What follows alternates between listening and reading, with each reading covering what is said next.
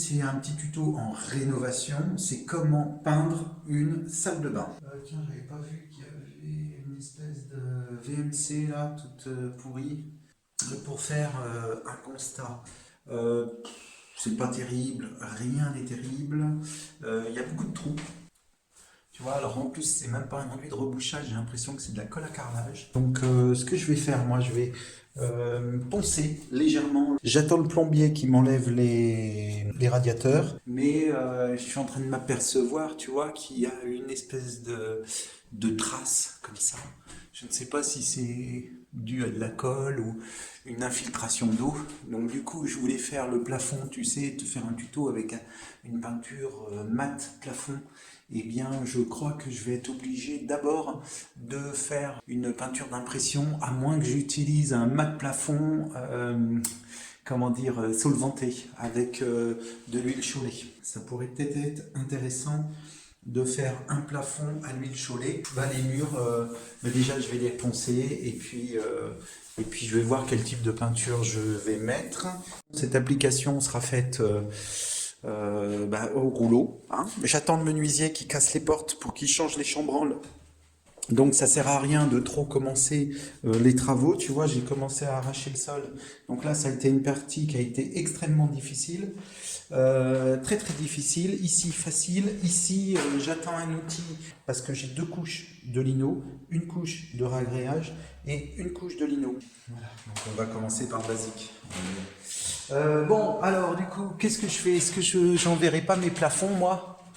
Je sais pas trop comment commencer dans ce chantier. Je suis un peu perdu parce que comme j'attends le plombier, comme j'attends le menuisier qui va me changer toutes les plaintes et toutes les chambranles de porte, donc en fait, je peux rien faire vraiment qui passe et puis après que je commence. Donc en fait, je m'occupe un petit peu. Puis, je viens de réfléchir, j'ai pris une décision. Je vais poncer tous mes murs. Je vais faire une préparation du support. Donc, quand ils seront passés, j'aurai plus qu'à peindre. Voilà, donc en fait, le client, lui, il sait que à cet endroit-là, il va y avoir des différences de brillance et il va y avoir des différences de matière, mais c'est ce qui a été vendu. Chaque travaux est en rapport avec un prix et une finition. Donc là, c'est vraiment du blanchiment. Comprends bien que ce n'est pas de la grande rénovation avec des finitions type A, enduit, lissé, peinture tendue. C'est vraiment du blanchiment. Parce qu'encore une fois, bah, ça coûte assez cher la peinture et quand tu fais des travaux comme ça pour la location, les propriétaires ne sont pas toujours prêts à mettre des sommes énormes dedans. Et puis la location, c'est aussi une question de rentabilité. Donc en location, on n'est jamais sur des projets extraordinaires. Voilà, c'est souvent du blanchiment. Donc là, ce qui n'empêche pas que je vais essayer de faire le mieux possible pour que ça soit le plus beau possible. Ah, elle est dure cette colle à carrelage.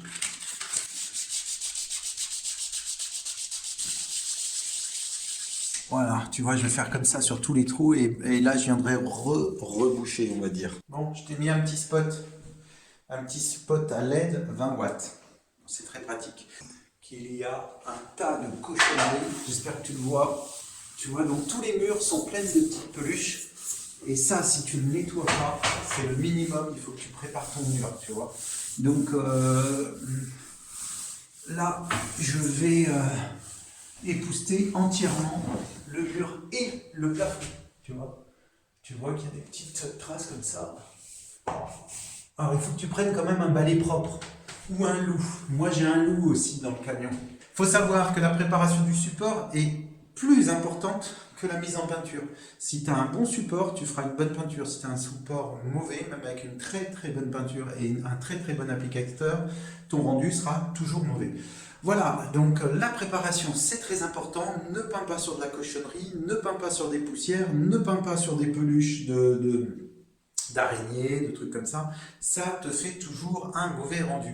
Et il est extrêmement facile de voir si la peinture a été faite par un professionnel ou un amateur. C'est dès l'instant que tu regardes le grain de la peinture, quand tu vois qu'il y a de la cochonnerie dans la peinture, sur les murs, c'est que c'est pas un pro en général, c'est que c'est un particulier qui ne savait pas qu'il fallait nettoyer son mur. Oui, parce que quand tu as la cochonnerie sur un mur, tu vas la mettre dans ta peinture et après tu vas l'étaler sur toute ta surface de mur. Donc tu peux avoir par exemple un coin qui est particulièrement sale que tu n'aurais pas vu et finalement tu vas propager cette poussière ou cette saleté sur l'ensemble de ta maison et ça fera un résultat final moins bon.